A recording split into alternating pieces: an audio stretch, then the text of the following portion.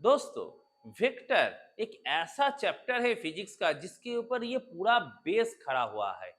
वो पूरा फिजिक्स हमारा खड़ा हुआ है वेक्टर के कैलकुलेशंस। जहां पर भी जाइए, जो भी फील्ड में देखिए, फिजिक्स देखिए, एस्ट्रोनॉमी देखिए, जहां पर भी जाइए देखिएगा आपको वेक्टर का कैलकुलेशन ही जरूरत लग रहा है। तो ये वेक्टर के कैलकुलेशन को कैसे आराम से अपने ग्रिप में लाएंगे, आइए हमारे साथ जुड़े रहिए। आपको लेके चलते हैं वेक्टर के सफर में।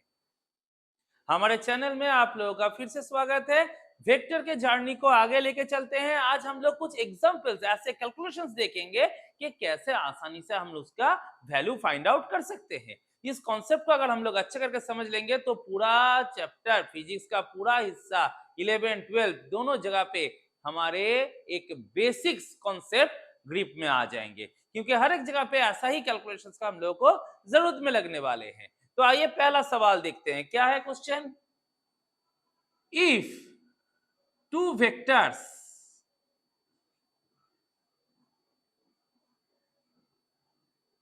a vector and b vector having a magnitude 6 meter and 8 meter and angle between them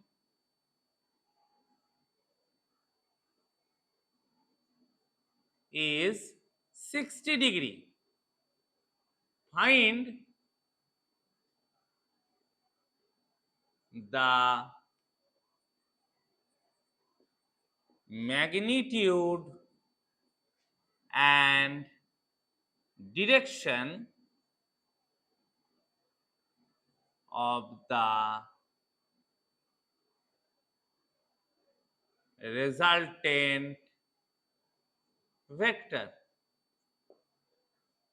तो दो वेक्टर हम लोग को दे दिया गया है, एक 6 मीटर और एक 8 मीटर, और दोनों के बीच का एंगल भी बोल दिया गया है 60 डिग्री। तो इस जो दोनों वेक्टरों का जो रिजल्टेंट वेक्टर होगा उसका मैग्नीट्यूड और डायरेक्शन क्या होगा वो हम लोगों से पूछा गया है। तो डायग्रामेटिकली हम लोग सोच लेते हैं। ये हमारा हो गया ए वेक्टर, ये हमारा हो गया बी वेक्टर, और इन दोनों के बीच का एंगल हो गया 60 डिग्री। तो हम लोग पैरेललोग्राम लॉ का इस्तेमाल कर लेते हैं। ये हो गया हमारा रिजल्टेंट। हम लोग को इस रिजल्टेंट वेक्टर का फाइंड आउट करना है। इसका डायरेक्शन भी क्या होगा और इसका मैग्नीट्यूड क्या होगा।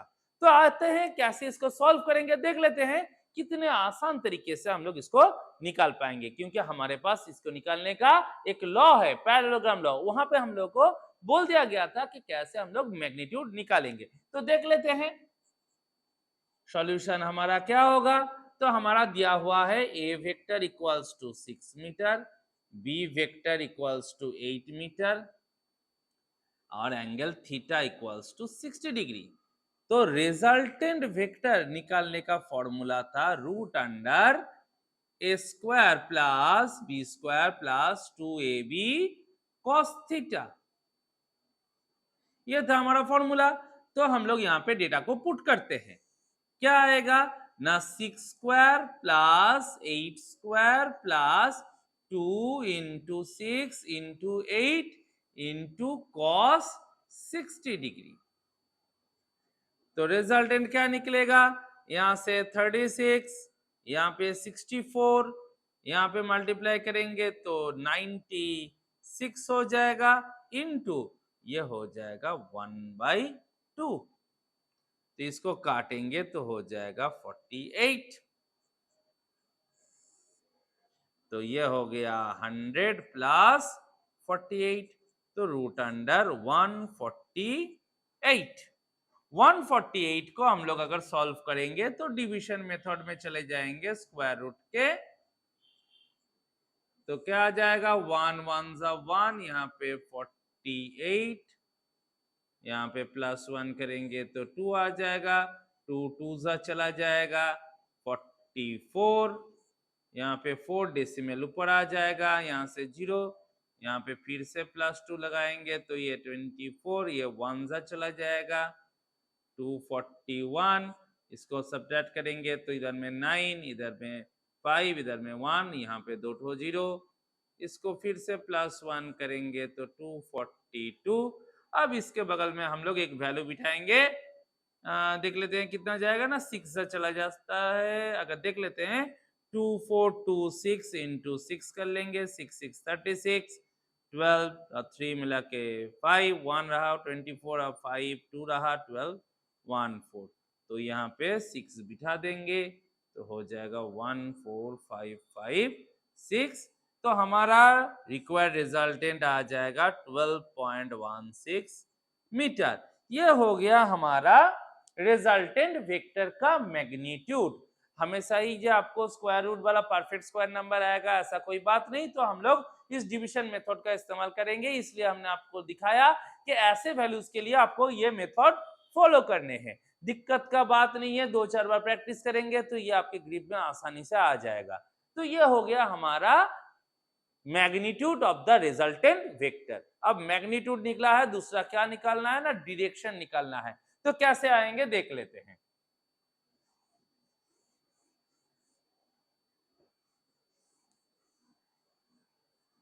तो रिजल्टेंट जब निकालेंगे तो वो कैसे आएगा, रिजल्टेंट कौन सा होता है ना, तब हमारा रिजल्टेंट वेक्टर का डायरेक्शन के साथ जो बेस वेक्टर रहता है इनके एंगल को चेक किया जाता है, इसको हम लोग कहते हैं अल्फा। दोनों वेक्टर के बीच के एंगल को कहते हैं थीटा, और रिजल्टेंट वेक्टर और बेस वेक्टर के एंगल को कहा जाता है अल्फा। तो यहां से हमारा डायरेक्शन निकालने का फॉर्मूला क्या होता है ना, tan alpha equals to b sin theta by a plus b cos theta. ये है हमारे डायरेक्शन निकालने का फॉर्मूला। तो यहाँ पे हम लोग वैल्यूज को बिठाएंगे, b का वैल्यू था 8 sin 60 डिग्री बाय a का वैल्यू था हमारा 6 प्लस 8 cos 60 डिग्री। अब इसको वैल्यू पुट करते हैं, 8 इंटू साइन 60 हो जाएगा √3/2, 6 प्लस 8 इंटू 1/2 cos 60 का वैल्यू, 2 से 8 को काटेंगे हो जाएगा 4, यहाँ से भी काटेंगे हो जाएगा 4, तो रिक्वायर्ड रिजल्ट आ जाएगा 4√3 बाय, यहाँ पे हो जाएगा 6 प्लस 4 मतलब 4√3 बाय 10, 4√3 बाय 10। तो यहाँ से हम लोग लिखेंगे alpha equals to tan inverse 4√3 by 10। ये हो गया हमारा रिक्वायर्ड डायरेक्शन। हमेशा ही क्या एकदम परफेक्ट एंगल आएगा ऐसा नहीं आएगा, ये रिजल्टेंट आप लोगों को tan इनवर्स के थ्योरी में ही छोड़ना है। अगर परफेक्ट एंगल का वैल्यू आ गया तो उसको हम लोग पुट करेंगे, नहीं तो यहाँ पे ही हम लोग आंसर छोड़ देंगे। तो ऐसे करके हम लोग क्या कर सकते हैं, मैग्नीट्यूड और डायरेक्शन रिजल्टेंट वेक्टर का फाइंड आउट कर सकते हैं। ये होता है तरीका। अगर आप लोगों को ये फॉर्मूला याद रहे और पोजीशन याद रहे तो आराम से इसको पुट करिए, आपका सॉल्यूशन आपके हाथ में चला आएगा। ये था हमारा वेक्टर का पहला एक सवाल, जो हम लोग कॉन्सेप्ट, हमारा जो फॉर्मूला है उसको इस्तेमाल करके कैसे फाइंड आउट करेंगे। आते हैं हमारे अगले सवाल को लेकर। दोस्तों अगला सवाल को देख लेते हैं, जहां पे हमारे टू फोर्सेस एक्ट करेंगे एक पॉइंट के ऊपर। मान लेते हैं two forces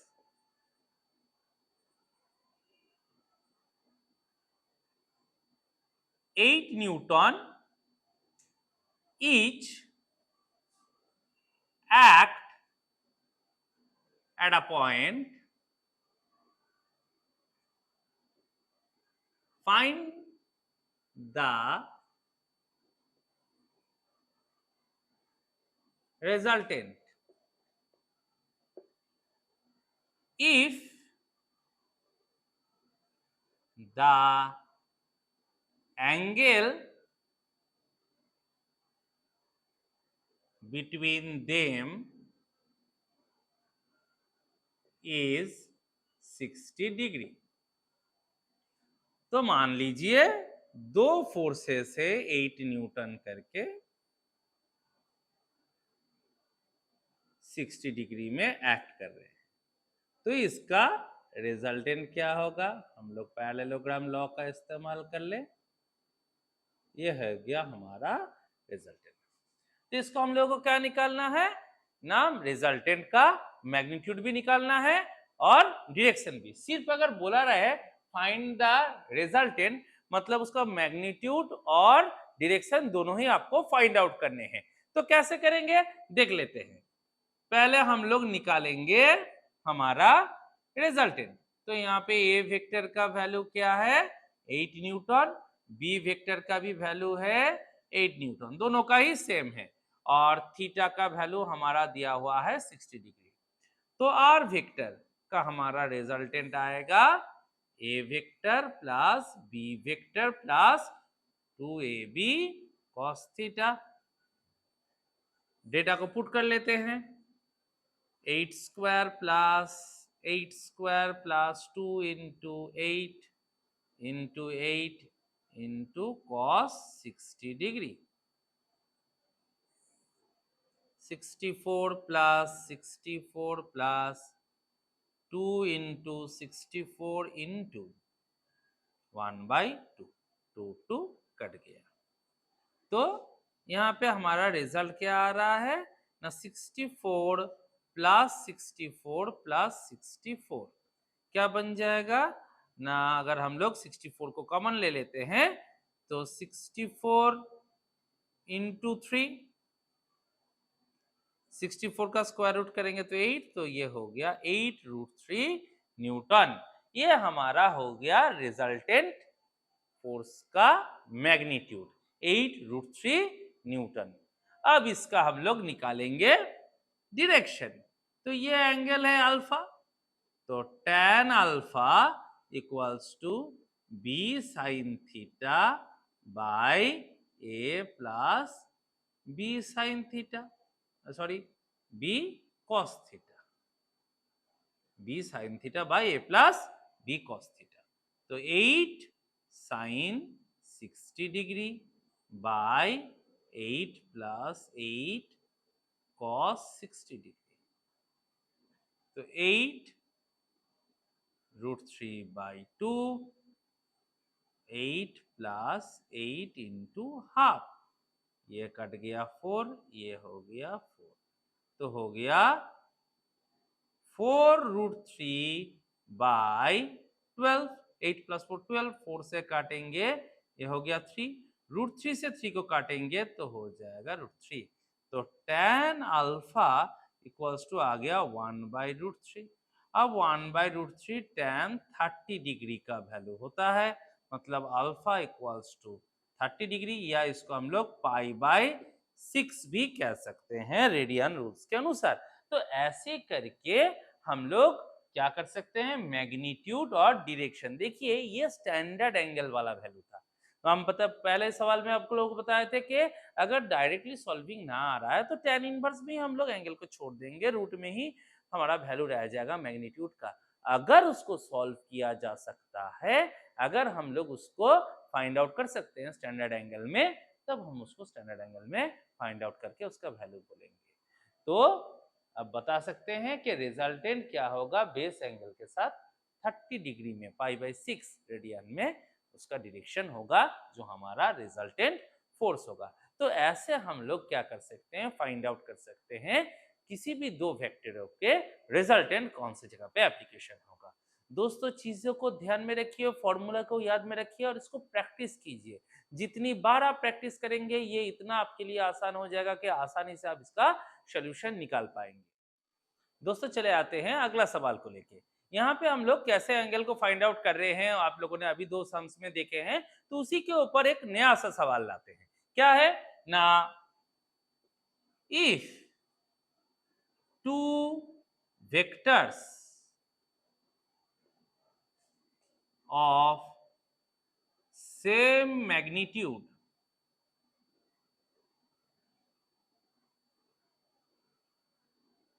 acting on each other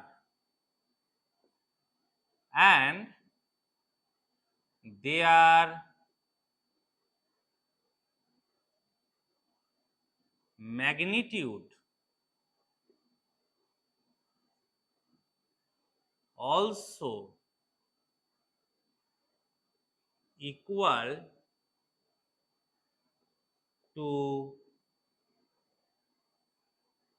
the vectors, then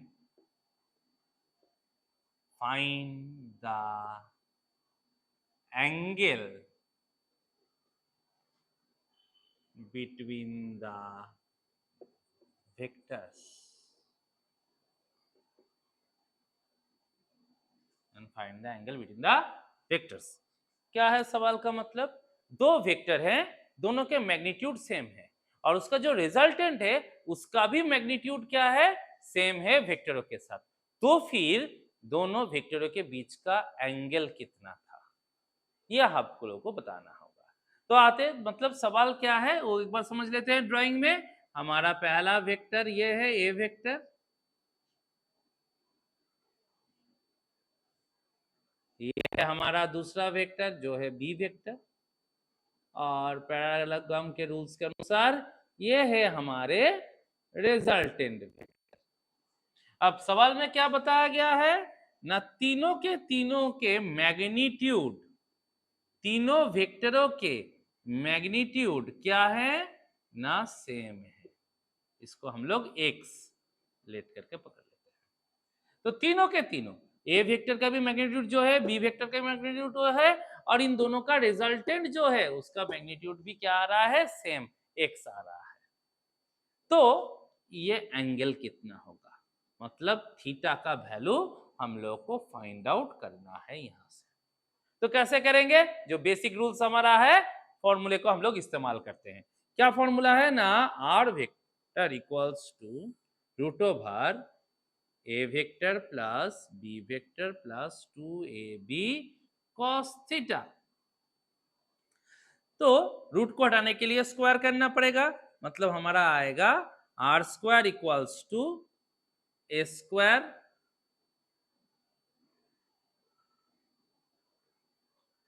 plus B square plus 2ab cos theta. तो वैल्यू को पुट कर लेते हैं, हम लोगों ने एक्स लेट किया था तो यहाँ पे रिजल्टेंट में आएगा X square equals to X square plus 2 into X cos theta. X square इसको कैंसिलेशन कर लेते हैं साइड चेंज करके, तो रिजल्टेंट क्या आएगा ना, x square equals to 2x square plus 2x square cos theta. यहां से साइड चेंज कर लेंगे तो क्या आ जाएगा ना, x square minus 2x square equals to 2x square cos theta. घुमा लेते हैं तो 2x square cos theta equals to minus x square, side change कर देते हैं cos theta equals to minus x square by 2x square, x square cancel हो गया। तो यहां से हमारा वैल्यू आ गया cos theta equals to -1/2। Cos theta का वैल्यू -1/2 आया। हमारे क्वाड्रेंट रूल के अनुसार ये हमारा फर्स्ट क्वाड्रेंट है, ये सेकेंड क्वाड्रेंट है, ये थर्ड क्वाड्रेंट है और ये फोर्थ क्वाड्रेंट है। यहाँ पे रूल्स क्या होता है ना, ऑल साइन टैन कॉस, मतलब सेकेंड क्वाड्रेंट में कॉस हमारा नेगेटिव में आता है, तो उस हिसाब से हाफ का वैल्यू क्या आता है ना, cos theta equals to cos 120 degree. तो theta equals to 120 degree, -1/2 cos 120 degree का वैल्यू होता है, तो इस हिसाब से थीटा का वैल्यू क्या हो जाएगा 120 डिग्री। मतलब हमारा जो दो वेक्टर हैं उनके बीच का एंगल कितना आएगा 120 डिग्री बनेगा। तो ऐसे करके हम लोग दोनों वेक्टरों के बीच का एंगल भी जो हमारा बेसिक फॉर्मूला है उसको इस्तेमाल करके सॉल्व कर सकते हैं। ये है डिफरेंट टाइप्स ऑफ वेक्टर के कॉन्सेप्ट के सवाल। ऐसे ही कुछ ना कुछ आपको इस्तेमाल में जरूरत में लगेंगे। इधर आपको मैग्नीट्यूड निकालना है, नहीं तो रिजल्टेंट के साथ एंगल निकालना है, नहीं तो आपको वेक्टर के बीच का एंगल निकालना है, नहीं तो आपको रिजल्टेंट दे दिया जाएगा, आपको कोई भी वेक्टर का वैल्यू निकालने के लिए बोला जाएगा। तो ऐसे डिफरेंट किस्म के क्वेश्चन के ऊपर ही हमारा वेक्टर का स्ट्रक्चर खड़ा हुआ है। तो ये गया हमारा तीसरा कंडीशन जो हम लोगों ने अभी सॉल्व किया है। तो कॉन्सेप्ट को आप लोग समझिए, इसको दोबारा से देखिए। अगर कोई भी दिक्कत हो कमेंट बॉक्स में लिख के भेजिए, कोई भी सवाल हो कमेंट बॉक्स में लिखिए, कुछ भी जरूरत हो आप लोग कमेंट बॉक्स में हम लोगों को लिखिए, हम लोग वो चीज को क्लियर करने का कोशिश रखेंगे। तो ऐसे करके हम लोग ये सॉल्व करते रहेंगे। नेक्स्ट सवाल में आते हैं, देखते हैं उसका कैसे सोल्यूशन होगा। दोस्तों चले आते हैं अगला सवाल को लेके। अगला सवाल हमारा क्या है ना, two vectors A vector and B vector, their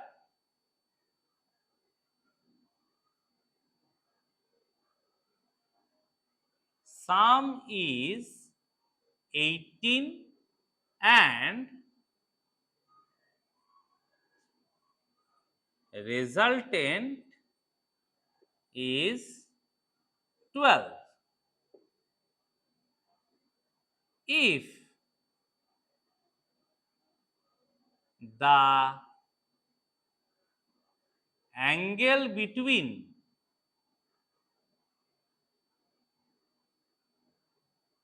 A vector and resultant vector is 90 degree, then find the value of A vector and V vector। दो वेक्टर है A और B, जिन दोनों के सम बोल दिए गए हैं 18 और उन दोनों का जो रिजल्टेंट वेक्टर आएगा उसका रिजल्ट आएगा 12 और A और R वेक्टर के बीच का एंगल है 90 डिग्री। तो फिर A और B वेक्टर का वैल्यू क्या होगा और also find the angle between two vectors, दोनों वेक्टरों के बीच का एंगल भी कितना होगा वो हम लोग को निकालना है। तो ड्राइंग कैसा रहेगा, अगर ये हमारा ए वेक्टर है तो ये उसका रिजल्टेंट वेक्टर होगा, क्योंकि बोल दिया गया था ए वेक्टर के साथ रिजल्टेंट वेक्टर क्या आना चाहिए ना, परपेंडिकुलर आना चाहिए। तो यहाँ पे हम लोग पकड़ेंगे कि क्या है ना, बी वेक्टर है, तब जाके ये हमारा पैरेललोग्राम पैटर्न में आ जाता है। जैसे भी हो जो भी पोजीशन बोले पैरेललोग्राम अरेंजमेंट में लेके आना है। इसी अरेंजमेंट में आने से हम लोग को एंगल का पोजीशन भी बन जाता है और हमारा जो रूल्स है वेक्टर कैलकुलेशंस का, वेक्टर एडिशन का जो रूल्स है उसको हम लोग यहाँ पे रिजल्टेंट में काम पे लगा सकते हैं। तो यहाँ से पकड़ लेते हैं क्या होगा हमारा सॉल्यूशन का ना, डेटा क्या क्या है ना, हमारा है A vector plus B vector equals to 18 और क्या है ना, आर वेक्टर इक्वल्स टू 12 और अल्फा इक्वल्स टू 90 डिग्री, क्योंकि इसको अल्फा कहते हैं और ये पूरा हिस्सा हमारा होता है थीटा, जो हम लोग बाद में निकालेंगे। तो पहले देख लेते हैं यहाँ से वेक्टर का क्या कैलकुलेशन हो सकता है उसको निकाल लेते हैं। तो पहले रिजल्टेंट वाला फॉर्मूला लगा लेते हैं, r equals to root under A square plus B square plus 2ab cos theta. तो यहाँ पे हमारा हो जाएगा 12 का स्क्वायर, यहाँ पे आ जाएगा A square plus B square plus 2ab cos theta. ये एक इक्वेशन रहा। और एक तो हम लोग निकाल सकते हैं एंगल से, tan alpha equals to B sine theta by A plus b cos theta. यहाँ पे हो जाएगा tan 90 डिग्री, तो यहाँ पे हो गया b sine theta by A plus B cos theta. अब tan 90 अनडिफाइंड होता है, अनडिफाइंड मतलब 1/0, tan 90 का वैल्यू आता है 1/0 क्योंकि वो sin 90 by cos 90, tan 90 sin 90 का वैल्यू 1 होता है और cos 90 का वैल्यू 0 होता है, तो ये 1/0 आ जाता है। तो इस हिसाब से हम लोग कह सकते हैं b sin theta by a plus b cos theta. दोनों साइड को कंपेयर करेंगे तो हम लोग कह सकते हैं a plus b cos theta equals to 0। अब साइड चेंज कर देंगे तो b cos theta equals to minus a आ जाता है। b cos थीटा का वैल्यू माइनस a, तो यहाँ पे जो b cos थीटा है इसके जगह पे हम लोग माइनस a पुट कर लेते हैं। तो ये 144 equals to a square plus b square plus 2a, ये हो जाएगा माइनस a। तो इसको कैलकुलेट करने से आएगा 144 equals to a square plus b square minus 2a square. तो 144 equals to b square minus a square, b square minus a square, ये हमारा एक तो इक्वेशन आ गया, b square minus a square. अब इसको अगर हम लोग ब्रेक करते हैं तो क्या रिजल्ट होता है ना, हमारा ए स्क्वायर माइनस बी स्क्वायर का formula B minus a into B plus ए। हमारा ये वैल्यू यहाँ पे दिया हुआ है, a प्लस बी और b प्लस ए सेम होता है कम्यूटेटिव रूल्स के अनुसार, तो यह वैल्यू आ जाएगा 18। तो क्या लिखेंगे ना, 144 equals to b minus a into 18। इसको अगर सब्स्टिट्यूट करते हैं यहाँ पे 144 बाई 18, अब इसको काटेंगे तो क्या हो जाएगा रिजल्ट में, 2 से अगर काट रहे हैं तो यह होता है 72, यह होता है 9, 9 8 जा 72, तो b माइनस ए का वैल्यू आ गया हमारा 8, b माइनस ए का वैल्यू 8 आ गया। अब इसको हम लोग निकालेंगे a और b निकालने के लिए, क्योंकि हम लोग को a और b का वैल्यू फाइंड आउट करना था, तो इसको हम लोग इक्वेट करते हैं। तो इसको इरेज कर लेते हैं।